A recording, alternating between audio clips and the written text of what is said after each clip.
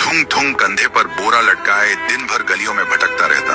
इधर उधर पड़ी प्लास्टिक की बोतलें और पुरानी चीजें उठाता रहता। फिर शाम को उन्हें बेचकर 2 वक्त की रोटी कमाता। थुंग थुंग अपनी बीवी और बच्चे के साथ एक टूटी हुई झोपड़ी में रहता था।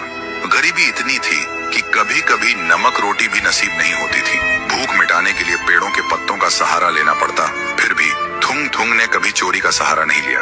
एक दिन थुंग थुंग थका हारा श्मशान के पास बैठा था। शाम ढल चुकी थी और हवा में जले हुए लकड़ों की बू थी। तभी उसे मिट्टी के नीचे से हल्की सी रोशनी चमकती दिखी। वह धीरे से उठा और मिट्टी खोदने लगा। कुछ ही देर में उसे जमीन के अंदर से एक पुराना सा लोहे का घंटी वाला दिया मिला। जैसे ही उसने उसे उठाया, एक भारी आवाज गूंजी, जो भी इस दिए को जगाएगा उसकी हर इच्छा पूरी होगी, लेकिन बदले में उसकी सबसे प्यारी चीज चली जाएगी। थुंग थुंग का दिल जोर जोर से धड़कने लगा। वह मन ही मन सोचने लगा, सबसे प्यारी चीज मतलब क्या? वह घर लौटा और बीवी को सब बताया। बीवी ने ध्यान से सुना।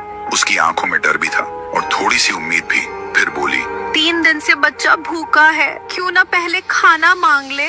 थुंग थुंग ने कांपते हाथों से दिया जलाया और धीरे से बोला, हे दिए, मेरे भूखे बच्चे के लिए अनाज दे दो, बस पेट भर खाना दे दो। अचानक पूरी झोपड़ी अनाज और रोटियों से भर गई। बीवी खुशी से रो पड़ी।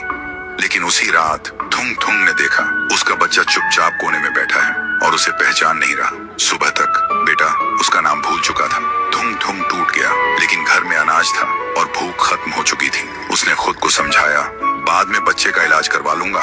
फिर उसने सोचा, एक और बार इस्तेमाल कर लेता हूँ। इस बार उसने मांगा, हे दिए, पक्का मकान और दुकान दे दो। पलक झपकते ही टूटी झोपड़ी की जगह एक सुंदर पक्का घर बन गया और बगल में भरी हुई दुकान खड़ी थी।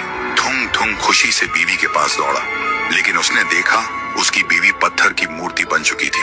थुंग थुंग चीखता रहा, रोता रहा और कोने में रखा वह दिया हंसता रहा, क्योंकि शर्त वही थी, हर बार सबसे प्यारी चीज खोना।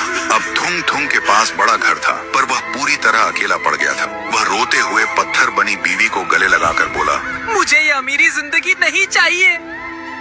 मेरी बीवी और बच्चे को पहले जैसा कर दे, भले ही हम भूखे रहे। दिए की हंसी अचानक रुक गई। एक तेज रोशनी हुई। जब रोशनी हटी, न पक्का घर था न अनाज का ढेर। फिर वही पुरानी टूटी हुई झोपड़ी थी, लेकिन सामने उसका बच्चा खेल रहा था और बीवी मुस्कुरा रही थी। थुंग थुंग ने सुकून की सांस ली और उस मनहूस दिए को वापस श्मशान ले जाकर मिट्टी में हमेशा हमेशा के लिए दफना दिया।